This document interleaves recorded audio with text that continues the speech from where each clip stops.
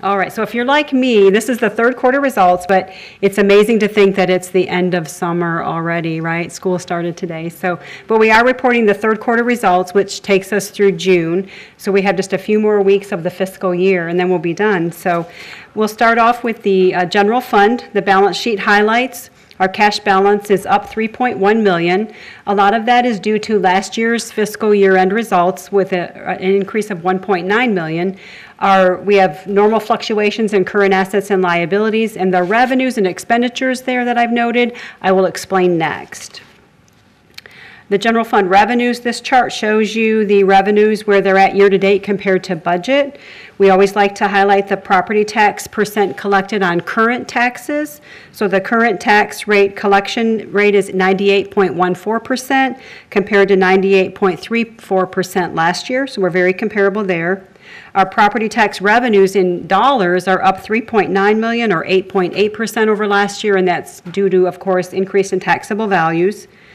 Our sales tax revenues are comparable to the previous year, slightly higher at $250,000. And then all other revenues are comparable to the prior year through June. This slide we'd like to show you is the expenditures as a percentage of budget used. And June, of course, is 75% of the fiscal year. So as you can see, most areas are at or below the 75% mark. With Public Works, we had a vacant assistant director position throughout the year, so that's why the lower than 75% there, along with engineering work order credits are tracking better due to increased project activity, so that's a good thing for their budget. Library, in that category, we have salary savings year-to-date, which is common for them at this point in the fiscal year. Housing and Community Services, we just have a reclass of a position there. That's just a minor accounting adjustment that will happen with amended budget. And then in Neighborhood Services, we also had a vacant position there with the management analyst position, and then also work order credits for environmental code has helped their budget out as well. And of course, that non-departmental category is always just timing. We pay principal and interest in March, and our remaining principal interest payments are done in August. So that's the general fund. For the 4B Quality of Life Fund, our balance sheet highlights the cash balance is down $1.3 million, and we always talk that really this is just a reflection of project spending that takes place from year to year. The contributions and donations here are for the Grove of Honor. And you have the financials in your packets. They were attached to the agenda. On the expenditure side, we just like to highlight the projects in this fund. In the transportation area, we have debt service on the street projects that are taking place, Military Parkway Trail, Gus Thomason work, along with the traffic management system and traffic signal upgrade. In Parks and Rec, it's the operations, highway corridor maintenance, the Florence Park updates, Shannon Road land acquisition, and then the Rory Galloway Day Camp Pavilion. And then, of course, in the airport, it's the runway rehab project that's getting ready to start. In the Water Sewer Fund, we have an increase in our working capital over the prior year of $7.1 million. Again, a lot of that is related to the previous year-end results to the tune of $6.2 million. And you'll recall during the budget workshop, we talked a lot about the Water Sewer Fund and the rate study that was just completed, and that we're in a good position now to take the Water Sewer Fund forward with rate stabilization and increased capital projects to get our maintenance work back to a level that it needs to be. On the revenue side for the current year, our revenues are up $1.9 million. That's due to the rate increase and the consumption being up slightly at this point, 2.9%. The rate increase is due to the next item on the expenditure category, where we have our increases from North Texas Municipal Water District for purchased water and wastewater treatment to the tune of $2.3 million. And that is offset by a decrease in the required debt service for this fiscal year. The debt service can fluctuate from year to year just depending on how the bonds were sold and how the debt service amortization schedule laid out. And the other expenses are just up slightly, $400,000.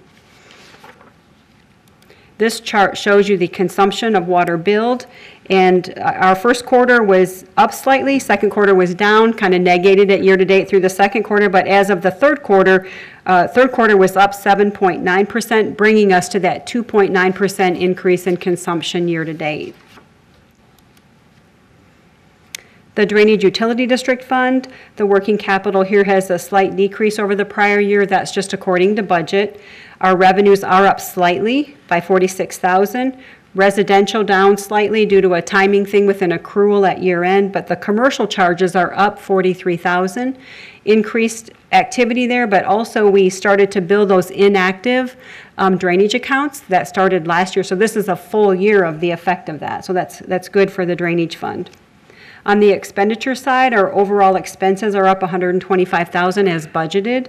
We've already transferred $1.8 million over to the projects, and the projects slated for this year were related to drainage, were the Thomason Square and Town East Boulevard drainage projects. The Municipal Airport Fund, in the working capital, it has an $86,000 increase over the last year, which is good. The hangar rentals here are up 10.7% compared to the prior year. And if you'll recall, last quarter we mentioned we had 29 new hangars for the city. 19 of them have been leased now, and then there are 10 more to go. Fuel sales dollars are up 14.9%. We'll talk about gallons sold when we look at the charts. And we've already received our RAMP grant reimbursement this year of $50,000, which is good to take advantage of that grant. On the expenditure side, just to note, the personal services are higher from the prior year due to the management overlap. We talked about that last quarter. And fuel costs are up approximately 19%. Now, remember that we always maintain a certain profit margin. So if fuel sales are up, and if the costs are up, the sales are going to be up because we have to, and Eric does a really good job to maintain a certain profit margin there. They have net income year-to-date of $37,000, so they're in good shape heading into year-end. As far as the gallons sold, I've traditionally shown you this chart, which is total gallons sold. And if you look at this, it would tell you that year-to-date gallons sold are 4.17% less than the prior year. But Eric brought up a good point in his quarterly report last time, that it's probably more accurate to look at the gallons sold this way, to split it between Jet A, which is commercial activity, and then the AV fuel, which is like recreational flying.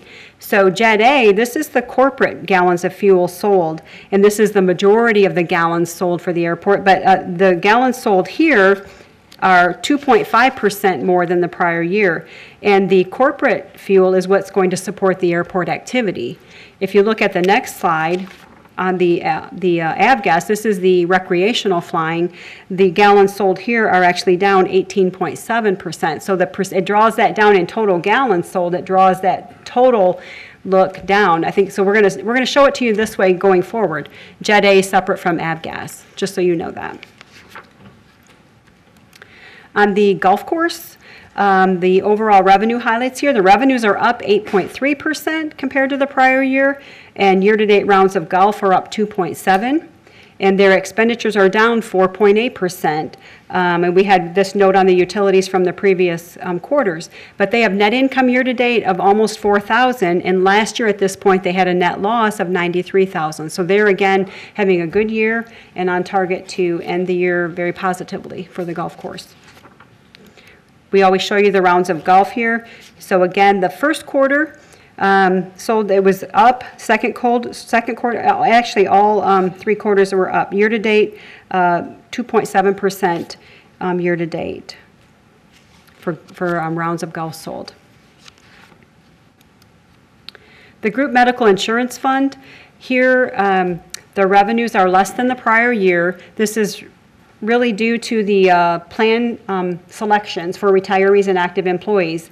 When they choose the high deductible plan, there's less revenue coming in because that plan cost us less. So that's a difference in the revenue from one year to the next. Also, the stop loss reimbursement is less by $274,000. That's a good thing. It means we didn't have as many claims that went over that stop loss level of $300,000. And again, we did not have a rate increase for the current fiscal year.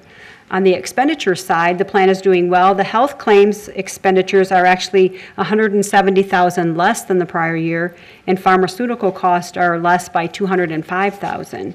So right now, we have a net loss year-to-date of $185,000. And if you'll recall, again, during the budget workshop, we talked about this, and during amended budget, we're projecting to break even by additional contributions from the general fund, and we talked about that during the amended budget. So I think we're on track to accomplish that goal before year end. The next chart just shows you those claims for this year is in the burgundy color or maroon line, tracking less than the previous 2 years. The general liability fund, here the revenues are up slightly, 5.2%. That's due to the rate increase that we spread to all departments to cover the cost here. Here it's workers' comp and general liability type expenditures. And the overall expenditures are in line with budget. We have net income year to date of $514,000.